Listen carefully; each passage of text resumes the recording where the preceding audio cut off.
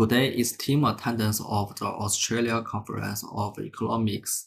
Today we will explore crucial economic concepts and the potential impact of generative AI on economy and society. Our journey will cover consumption tax, import tariffs, labor market inequalities, productivity changes, and behavioral economic in food choice.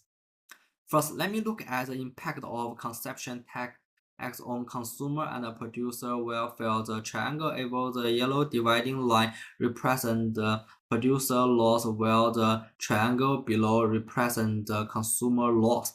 Adding the two parts gives the W loss. This is the efficiency created by tax. The deadweight loss due to excise tax arises from the fact that the tax moved the market away from the optimal equilibrium.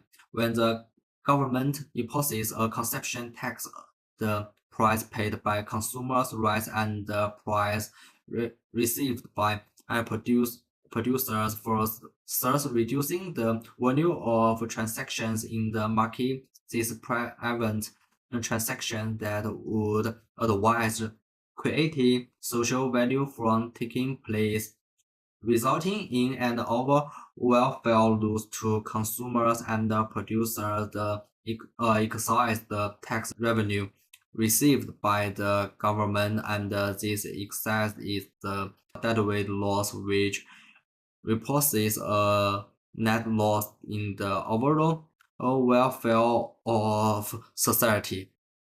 Now let's shift our focus to import trades. Using a demand and supply diagram in an open economy, the world supply is typically represented as a horizontal line, indicating that the country can import any quantity at a good price.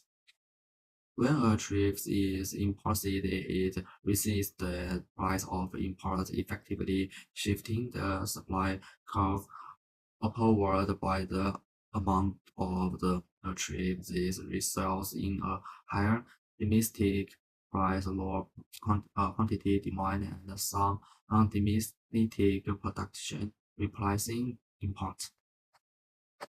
Both excise taxes and import tariffs lead to deadweight loss, but the scope and mechanism of their impact are slightly different. Impact of excise taxes mainly affected the domestic market, increases consumer price and reduce producers' income. Reducers market transactions deadweight loss are reflected in reduced consumer and producer surplus. Impact of import tariffs affect both domestic and international market, increases the price of imported goods and reduce import. Domestic producers gain a price advantage and increase production. Deadweight loss is more complicated and innovates loss of welfare for domestic consumers, loss for producers. In the exporting country, reduce the efficiency in the allocation of global resources. Both taxes distort the market equilibrium, resulting in some valuable transactions not being able to take place, as thereby resulting in a net loss of social welfare.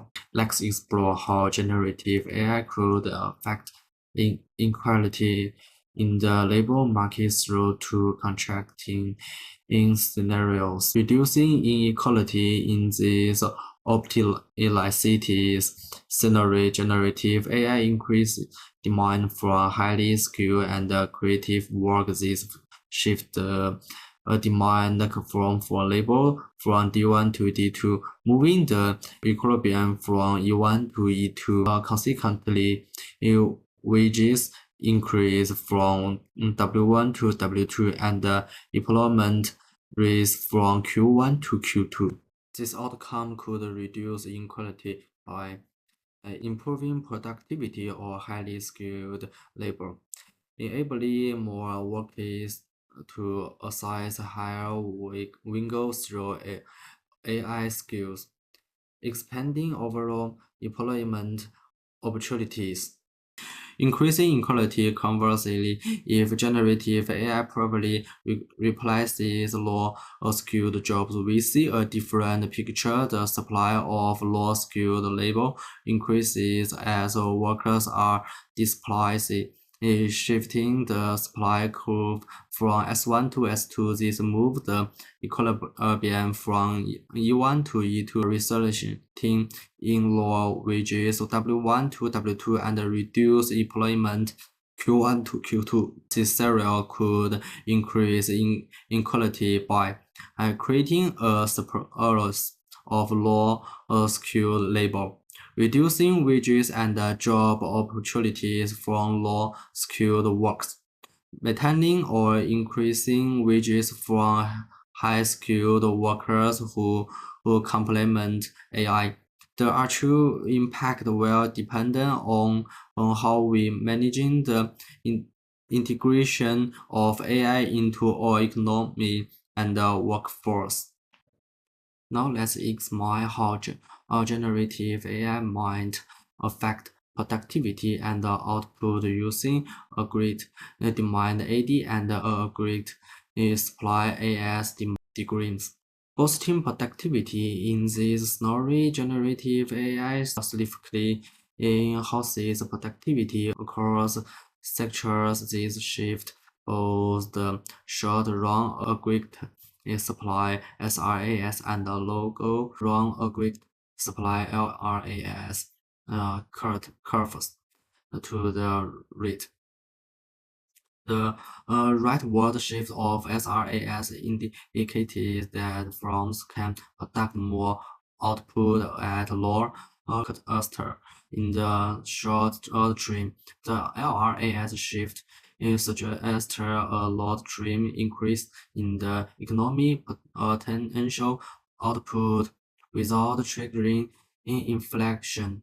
This productivity boost could lead to increased overall economic output potential for non-inflationary economic growth, improved living standards as more goods and services are produced while the same resources on changing productivity. Alternatively, if generative AI's impact is limited or concentrated in specific sectors, we might see little changes in overall productivity. In this case, the ADSRAS and the LRAS covers remain unchanged. This sector might occur due to limited technology diffusion across industries offsetting.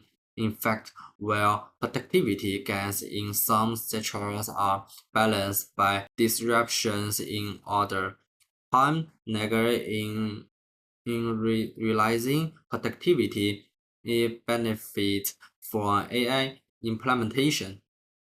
The actual outcome will depend on how effectively we will integrate and leverage AI technologies across our economy.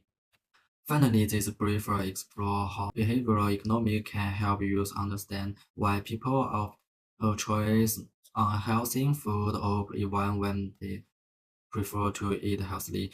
Several objective biases and heuristic come into play. Present bias people tend to overvalue immediate gratification, like the taste of unhealthy food over local-term health benefit. Hyperbole discount the value of future health benefits is disproportionately discounted compared to immediate pleasure. Structures pure bias people tend to sticking with familiar eating habits even if they know health options exist. Trying over no too many healthy food options can or one consumer, leading them to live to familiar, unhealthy choice, availability, heuristic. Unhealthy food are often more visible and memorable, influencing food choice. Okay, that's all the secret teacher.